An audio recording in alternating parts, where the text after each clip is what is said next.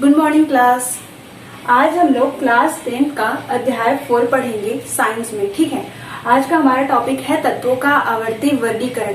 ये हमारा first class है। इससे पहले हम लोगों ने एक भी क्लास नहीं किया था। तो चलिए स्टार्ट करते हैं। जैसे कि आप सबको पता ही है, हमारे आपके सभी के चारों तरफ क्या होते हैं, पदार्थ पाए जाते हैं। अब इन पदार्थों को हम लोग आसानी से तत्व, यौगिक और मिश्रण की श्रेणी में बांट सकते हैं। ठीक है, तो तत्व के बारे में तो हम लोग इस अध्याय में पढ़ेंगे ही। यौगिक और मिश्रण क्या है उसको पहले देख लेते हैं। जैसे कि यौगिक क्या होता है, जब दो या दो से अधिक तत्व जब एक निश्चित अनुपात में मिलते हैं तब क्या बनता है, यौगिक बनता है। जब दो या दो से अधिक तत्व का एक निश्चित अनुपात मिलाया जाता है तब क्या बनता है, यौगिक। इसे नोट डाउन कर लीजिएगा। जैसे कि हमारे पास है H2O। ठीक है, और जैसे कि H2O है तो यहाँ पे हाइड्रोजन का 2 अनुपात है और ऑक्सीजन का कितना अनुपात है, 1 अनुपात है। इसका मतलब ये है, जब कभी भी वाटर बनेगा, मतलब पानी बनेगा, तो उसमें हाइड्रोजन का अनुपात कितना होगा, 2 होगा और ऑक्सीजन का अनुपात कितना होगा, 1 होगा। मतलब जब कभी भी वाटर बनता है तो उसमें हाइड्रोजन के जो परमाणु है वो ऑक्सीजन के परमाणु से क्या होंगे, जस्ट डबल होंगे। ठीक है, इसी प्रकार एक और उदाहरण देख लेते हैं। यौगिक का उदाहरण है ये CO2। अब यहाँ पे देखते हैं इसमें कार्बन का कितना अनुपात होगा। यहाँ पे कुछ नहीं है अगल बगल में, तो यहाँ पे कितना अनुपात आ जाएगा, 1। अब यहाँ पे जैसे कि यहाँ पे 2 दिया है, ये अनुपात का चिन्ह है। ठीक है, यहाँ पे 2 दिया है तो इसका कितना अनुपात होगा, 2। मतलब जब कभी भी CO2 बनेगा तो वो 1:2 के फॉर्म में रहेगा।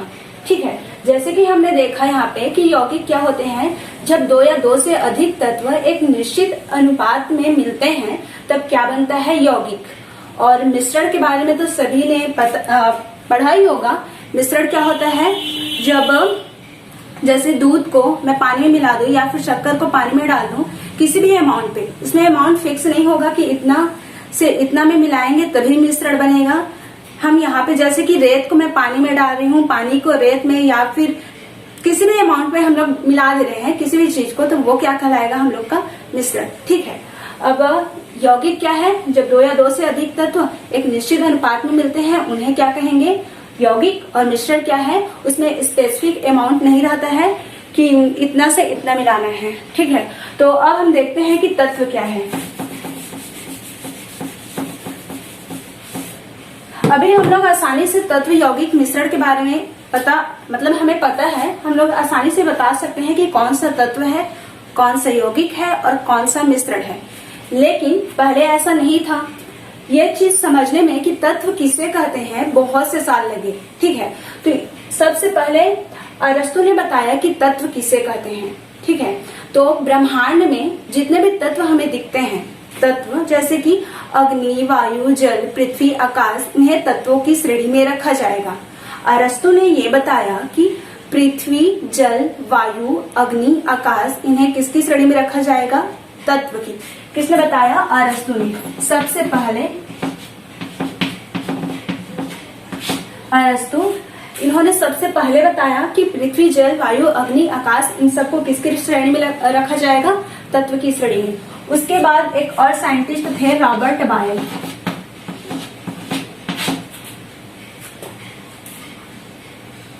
सॉरी, यहाँ पे रहेगा रॉबर्ट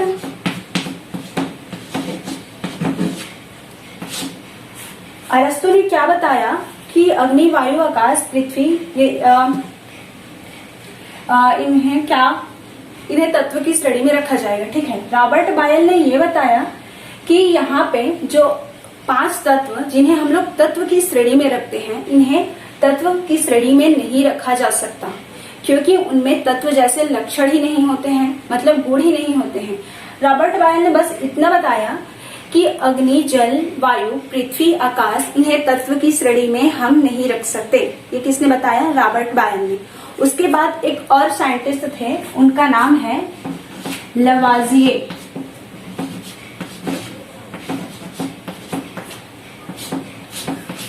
लवाजिये ने बहुत से प्रयोग किए और ये निष्कर्ष निकाला कि तत्व किसे कहते हैं, और उसी के आधार पर इन्होंने परिभाषित किया।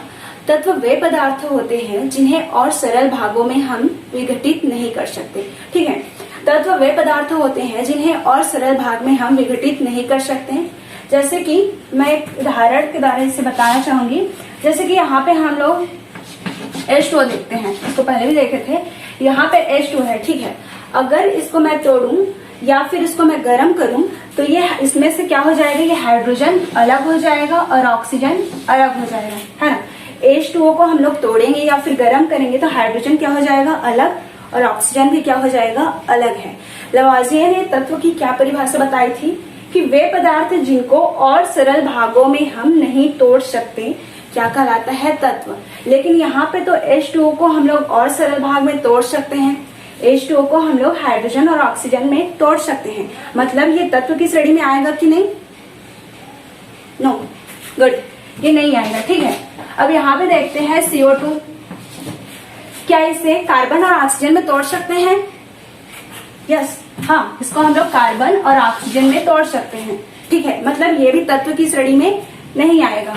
लेकिन एक और उदाहरण देख रहे हैं, जैसे कि ये क्या है, फेरस लोहा। ठीक है, फेरस को अगर और टुकड़ों में तोड़ा जाए या फिर गर्म किया जाए या फिर हथौड़े से लान की इसे मार दिया जाए तो क्या हो जाएगा, ये छोटे छोटे कण में बढ़ जाएंगे। लेकिन लोहा है तो वो तो लोहा ही रहेगा ना, सोना तो नहीं बदलेगा। मतलब यहाँ पे क्या है, अगर लोहा को हम लोग विघटित करेंगे तो उसके लोहे के कण ही मिलेंगे। मतलब ये क्या है, इसको और सरल भाग में, मतलब दूसरे फॉर्म में, जैसे यहाँ पे H2O को हाइड्रोजन में बांट दे रहे थे, ऑक्सीजन में, और CO2 को कार्बन में और ऑक्सीजन में। लेकिन यहाँ पे आयरन का ऐसा नहीं हो रहा है, लोहा है तो उसके छोटे छोटे कण लोहा के ही कण मिलेंगे। मतलब ये क्या है, हमारा तत्व है। ठीक है, ये समझ में आ गया कि तत्व वे पदार्थ होते हैं जिन्हें और सरल भाग में हम लोग नहीं बांट सकते। अगर मैं एक और उदाहरण देना चाहती हूँ, यहाँ पे Ag क्या है, चांदी, सिल्वर। ठीक है, अगर Ag को और सरल भाग में विघटित किया जाए या फिर तोड़ा जाए तो यहाँ पे क्या होगा, चांदी के कण ही मिलेंगे। मतलब चांदी मिल रहा है, इसका मतलब क्या है कि वो तत्व है। मतलब उसी के कण मिल रहे हैं या फिर उसी के आयन मिल रहे हैं तो वो क्या कहलाएगा, हमारा तत्व। इसे हम लोग और सरल भाग में, मतलब यहाँ पे ऐसा नहीं है कि A को अलग कर दो, G को अलग कर दो, ऐसा कोई तत्व रहता नहीं है ना। तो यहाँ पे Ag क्या है, एक तत्व है, क्योंकि इसे और सरल भाग में हम लोग बांट नहीं सकते हैं। ठीक है, समझ में आ गया।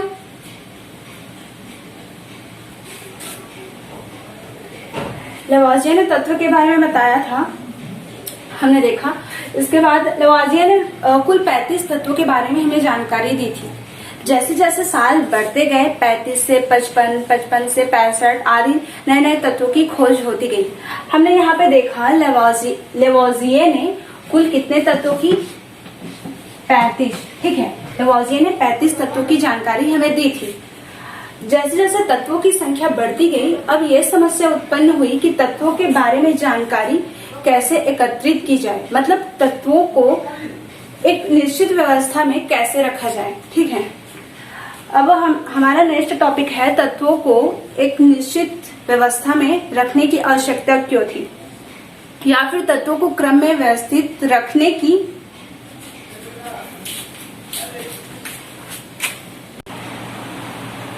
हम लोग देखने वाले हैं तत्वों को क्रम में व्यवस्थित करने की आवश्यकता क्यों है। ठीक है, तत्वों को क्रम में व्यवस्थित करने की आवश्यकता क्यों है। तो यहाँ पे जैसे कि आप लोग दुकान जाते हो, वहां पे कुछ सामान लेने, तो वहां पे क्या होता है कि जो सामान आप बोलते हो दुकानदार तुरंत ला के दे देता है। ऐसा क्यों होता है, क्योंकि वहां पे बहुत से सामान होते हैं, लेकिन सामान में एक निश्चित क्या होती है, व्यवस्था की। जैसे कि दाल लेना है तो दाल का मतलब पूरा दाल एक जगह रहेगा, शक्कर लेना है तो शक्कर एक जगह रहेगा, कि सभी अलग अलग सामान को उनके गुण धर्म के आधार पर अलग अलग जगह पे रखा जाता है। उसी तरह यहाँ पे क्या किया गया, अलग अलग तत्वों को उनके गुण धर्म के आधार पर अलग अलग जगह में रखा गया। इससे हमें पढ़ने में भी आसानी होगी, उन्हें समझने में भी, तथा उनके गुण धर्म को जानने में भी आसानी होगी। तो अब यह हमारे प्रश्न का आंसर ये है कि तत्वों को एक निश्चित क्रम में रखने की आवश्यकता क्यों है। तो इसका आंसर ये है कि तत्वों को एक निश्चित क्रम में रखेंगे तो उन्हें समझने में, उन्हें पढ़ने में, उन्हें जानने में हमारी ऊर्जा और समय दोनों की बचत होगी। ये इसका आंसर आएगा। ठीक है। अब यहाँ पे एक सारणी दिया गया है पेज नंबर 48 पे। ठीक है, पेज नंबर 48 पे एक सारणी दिया है। इसमें बहुत से तत्व मतलब हाइड्रोजन से लेकर कैल्शियम तक के तत्वों के नाम दिए गए हैं। इस सारणी के बाद क्या आता है? लिथियम, लिथियम के बाद बेरिलियम, बेरिलियम के बाद बोरान। ठीक है, तो यहाँ पे क्वेश्चन में है बढ़ते हुए परमाणु भार के क्रम में व्यवस्थित कीजिए, पहला क्वेश्चन है। और दूसरा क्या है? बढ़ती हुई परमाणु संख्या के क्रम में व्यवस्थित कीजिए। बढ़ते हुए परमाणु भार पहला क्वेश्चन है, तो उसको देख लेते हैं। हाइड्रोजन का परमाणु भार कितना होता है?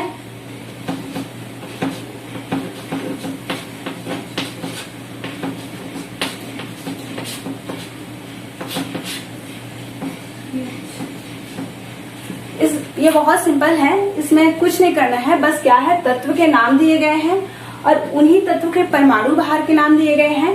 बस इसमें सीरीज में नहीं दिया गया है। हाइड्रोजन इधर है तो हीलियम इधर है, बेरिलियम इधर है तो बोरान उधर है, मतलब एक निश्चित व्यवस्था में नहीं दिया गया है। तो उन्हें हमें क्या करना है? जमाना है। पहला परमाणु भार के क्रम में जमाना है और दूसरा परमाणु क्रमांक के क्रम में। वो सारणी आप लोग देख लीजिएगा, आप लोग को समझ में आ जाएगा। तो पहला देखते हैं परमाणु भार। हमें पता है हाइड्रोजन का परमाणु भार कितना होता है? 1। ठीक है। हीलियम का परमाणु भार कितना होता है? 4। लिथियम का परमाणु भार कितना होता है? 6.9। ठीक है। बेरिलियम का परमाणु भार कितना? 9। और बोरान का कितना होता है? 10.8। ठीक है। ये तो एक निश्चित व्यवस्था में है, लेकिन आपके बुक में व्यवस्था में नहीं दिया गया है, बस उसको एक सीरीज में रखना है। तो जैसे हम लोग देखते हैं हाइड्रोजन के बाद, ये तो हमें पता है हाइड्रोजन के बाद क्या आता है? Helium, lithium, beryllium, boron. लेकिन हमें इसको नहीं देखना है, पहले जो परमाणु भार दिया गया है उसको उसके बढ़ते क्रम में रखना है। 1 के बाद 4, 4 के बाद 6.9, 9 के बाद 6.9 के बाद 9, उसके बाद 10.8। यहाँ पे क्वेश्चन में आप लोग देख लीजिएगा, यहाँ पे एलिमेंट के नाम दिए गए हैं, उनके परमाणु भार और उनके परमाणु क्रमांक। तो यहाँ पे जितना नंबर है उनको बढ़ते क्रम में लिखना है। बढ़ते क्रम तो समझ में आ जाएगा ना। तो यहाँ पे हमने देखा, अब क्या कर रहे हैं? परमाणु क्रम मतलब परमाणु क्रमांक के बढ़ते क्रम में ले रहे हैं। अब हमें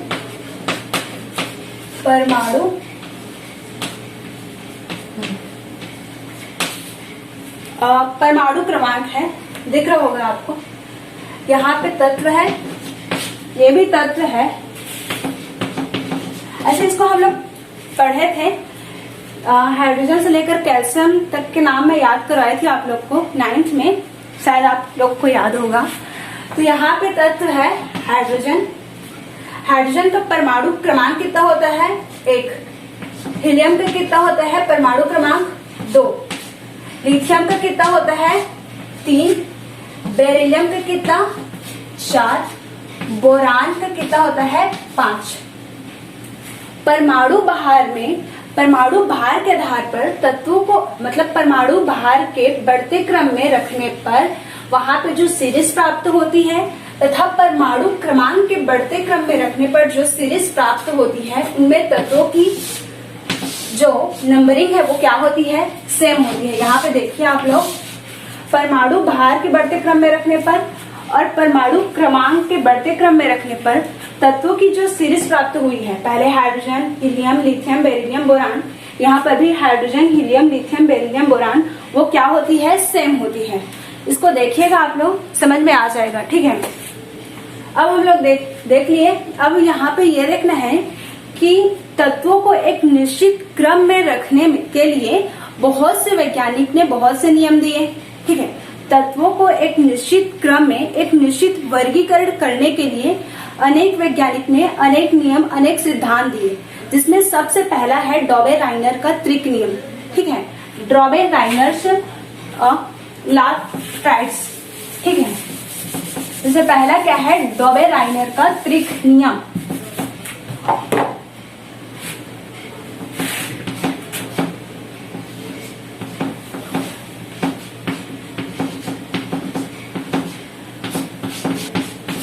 इसको हम लोग देखते हैं, इन्होंने तत्वों के वर्गीकरण करने के प्रयास किए और एक नियम दिया, डॉबे-राइनर का त्रिक नियम। यहाँ पे समझ में आ रहा होगा किसने दिया, डॉबे-राइनर ने, ठीक है। इन्होंने क्या किया, तत्वों को उनके समान गुणधर्म वाले तत्वों को, ठीक है, समान गुणधर्म मतलब उनमें क्वालिटी क्या होगी, समान होगी। जैसे ठोस है, पहला वाला तत्व ठोस है तो दूसरा भी ठोस, तीसरा भी ठोस। पहला वाला तत्व अगर द्रव है या फिर कोई भी क्रिस्टल है तो वो दूसरा वाला भी क्रिस्टल होगा, तीसरा वाला भी क्रिस्टल होगा। इन्होंने क्या किया, समान गुण धर्म वाले तत्वों को उनके बढ़ते हुए भार में लिया, मतलब उनके बढ़ते हुए परमाणु भार के क्रम में रखा। इन्होंने क्या किया, समान गुण धर्म वाले तत्वों को उनके बढ़ते हुए परमाणु भार के क्रम में रखा और तत्वों के 3-3 सेट बनाए। ठीक है, एक बार फिर से देखते हैं। डॉबे-राइनर ने समान गुण धर्म वाले 3-3 तत्वों के सेट बनाए और उनको परमाणु भार के बढ़ते हुए क्रम में रखा। ये तो समझ में आ गया। डॉबे-राइनर ने क्या किया, समान गुण धर्म वाले तत्वों के 3-3 सेट बनाए और उनको परमाणु भार के बढ़ते हुए क्रम में रखा। ठीक है, उन्होंने सबसे पहले इसके बारे में 3 सेट बनाए, वो थे लिथियम, सोडियम और पोटेशियम। ठीक है, डॉबे-राइनर ने समान गुण धर्म वाले तत्वों को उनके बढ़ते हुए परमाणु भार के क्रम में रखा और तत्वों के 3-3 सेट बनाए। ये तो समझ में आ गया, सो तो नहीं रहे हो। अच्छा, परमाणु क्रमांक और परमाणु भार क्या होता है, इसको हम लोग पढ़े थे। परमाणु क्रमांक क्या होता है, जैसे कि मैं हाइड्रोजन का देखूं, हाइड्रोजन का परमाणु क्रमांक कितना, 1 होता है ना। परमाणु क्रमांक जो होता है, यहाँ पे हाइड्रोजन का परमाणु क्रमांक 1 है। इससे क्या समझ रहे हैं आप लोग कि इसमें हाइड्रोजन में प्रोटॉन की संख्या कितनी है, 1 है। ठीक है, हाइड्रोजन का परमाणु क्रमांक 1 है, इसका मतलब क्या है, हाइड्रोजन में P, प्रोटॉन को मैं P से डिनोट कर रही हूँ। ठीक है, प्रोटॉन को यहाँ पे मैं P से डिनोट कर रही हूँ। यहाँ पे इसे, हाँ, तो हाइड्रोजन का परमाणु क्रमांक कितना होता है, 1, मतलब इसमें प्रोटॉन की संख्या कितनी है, 1 है। हीलियम का परमाणु क्रमांक कितना होता है, 2, मतलब इसमें प्रोटॉन की संख्या कितनी है, प्रोटॉन की संख्या कितनी है, 2 है। लिथियम का परमाणु क्रमांक 3 होता है, इसका मतलब इसमें प्रोटॉन की संख्या कितनी, 3। अच्छा, यहाँ पे हमें समझ में आप लोग को समझ में आ रहा होगा कि जो परमाणु क्रमांक होता है और जो प्रोटॉन की संख्या होती है, दोनों क्या होती है, इक्वल होती है। ठीक है, यहाँ पे परमाणु क्रमांक 1 है, इसका मतलब प्रोटॉन कितना है, 1। हीलियम का परमाणु क्रमांक 2 है, इसका मतलब प्रोटॉन की संख्या कितना है, 2। लिथियम का परमाणु क्रमांक 3 है, इसका मतलब प्रोटॉन की संख्या कितनी है, 3। अगर परमाणु क्रमांक 22 है, ठीक है, हाँ नहीं, अगर परमाणु क्रमांक 20 है, ठीक है, कैल्शियम, तो उसमें प्रोटॉन की संख्या कितनी होगी, 20। इतना समझ में आ गया। मतलब जो परमाणु क्रमांक होता है वो क्या होता है, प्रोटॉन की संख्या होती है। अब देखते हैं, अच्छा प्रोटॉन तो पता ही होगा आप लोग को, चलो देख लेते हैं एक बार प्रोटॉन क्या होता है। किसी भी परमाणु के बीच में क्या पाया जाता है, प्रोटॉन और न्यूट्रॉन, और साइड में क्या होता है, इलेक्ट्रॉन। किसी भी परमाणु के बीच में क्या पाया जाता है, प्रोटॉन और न्यूट्रॉन, और साइड में क्या होता है, इलेक्ट्रॉन। तो यही प्रोटॉन की संख्या उसकी परमाणु क्रमांक कहलाएगी। ठीक है, इसके बारे में आप लोग 9th में पढ़ ही लिए हो, एक बार फिर से उसको देख लेना। ठीक है, अब यहाँ पे देखते हैं हम लोग परमाणु भार क्या होता है। परमाणु क्रमांक को हम लोग नीचे में लिखते हैं और परमाणु भार कहाँ पे लिखते हैं, ऊपर में। हाइड्रोजन का परमाणु क्रमांक 1 होता है और परमाणु भार कितना होता है, वो भी 1 ही होता है ना। तो यहाँ पे देखो, परमाणु क्रमांक उसके प्रोटॉन की संख्या के बराबर होगा और परमाणु भार प्रोटॉन और न्यूट्रॉन की संख्या के बराबर होता है। परमाणु, अच्छा ये बोल नहीं बना,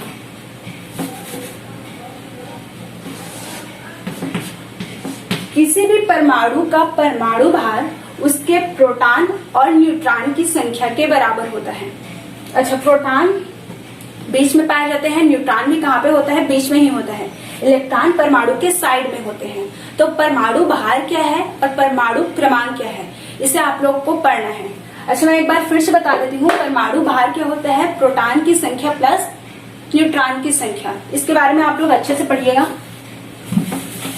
अब हम लोग यहाँ पे देख रहे थे डॉवेर-आइनर का त्रिक नियम। अच्छा, कहाँ तक पढ़े थे हम लोग कि डॉवेर-आइनर ने समान गुण धर्म वाले तत्वों को उनके परमाणु भार के बढ़ते हुए क्रम में रखा और तीन तत्वों के मतलब तीन तत्वों के अलग अलग सेट बनाए। जैसे कि ये एक सेट हो गया और कोई भी सेट, मतलब स्पेसिफिक इसी के बारे में बताया था, ज्यादा तत्वों के बारे में उन्होंने नहीं बताया था।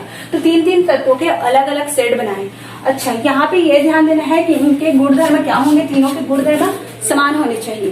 ठीक है, इतना समझ में आ गया। तो अब उन्होंने क्या बताया कि पहले और तीसरे वाले तत्वों का परमाणु भार उनके बीच वाले तत्वों के परमाणु भार का क्या होगा? औसत होगा।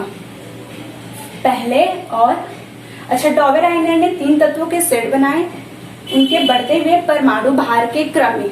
अच्छा, यहाँ पे लिथियम का भार कितना होता है? परमाणु क्रमांक 3 होता है। अच्छा, इसको अच्छे से देख रहे हैं हम लोग।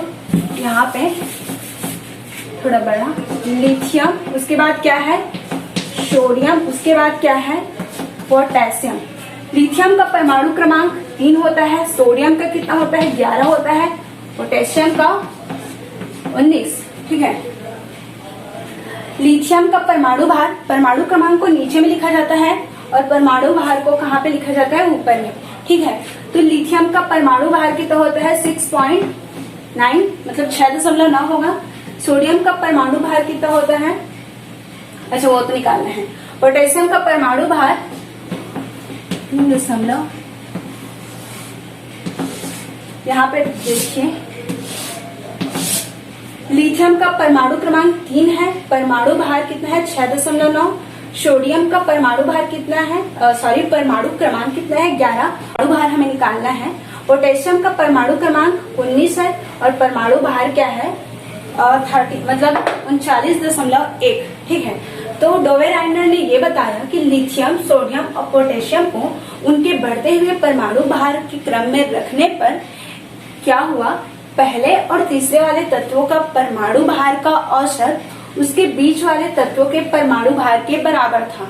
मतलब ये है कि लिथियम और पोटेशियम के परमाणु भार को अगर जोड़ा जाए, लिथियम और किसके?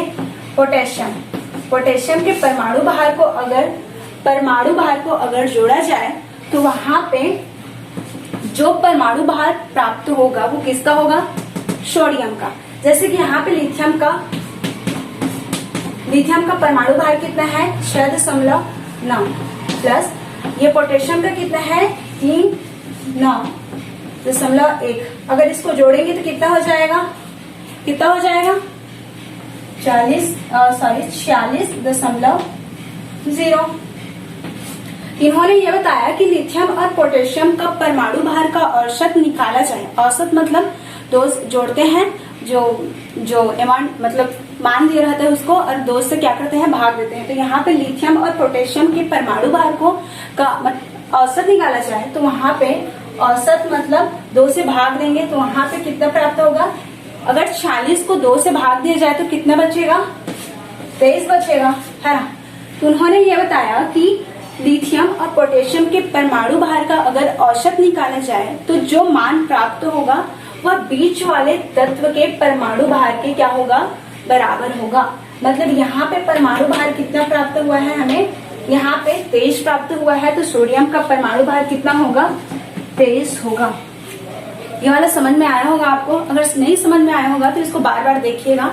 एक बार फिर से इसको देखते हैं, डॉवेर-आइनर का त्रिक नियम। ठीक है, डॉवेर-आइनर ने क्या किया? समान गुण धर्म वाले तत्वों के 3 सेट बनाए और तत्वों को उनके बढ़ते हुए परमाणु भार के क्रम में रखा और ये बताया कि पहले और तीसरे वाले तत्वों का परमाणु भार का औसत उनके बीच वाले तत्व के परमाणु भार के बराबर होता है। जैसे कि हमने देखा, लिथियम का परमाणु भार कितना होता है? 6.9। पोटेशियम का परमाणु भार कितना होता है? 39.1।